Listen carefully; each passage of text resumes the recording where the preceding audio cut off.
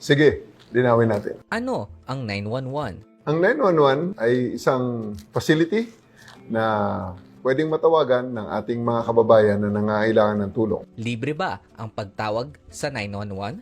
Opo, libre po ang pagtawag sa 911. Pwede ba kahit walang load? Yes po, libre po tumawag sa ating 911. Gumagana ba sa lahat ng network? Opo, ito po ay gumagana sa lahat ng network. Bukas ba sila 24/7? Yes, 24 hours. May sasagot sa inyo sa 911. Ano ang mangyayari pagkatapos kong tumawag? Pagkatapos pong tumawag ng ating caller, ito po ay kaagarang idinidispatch natin sa pinakamalapit na police station para po matugunan ang emergency call. Totoo bang may kota sa emergency calls?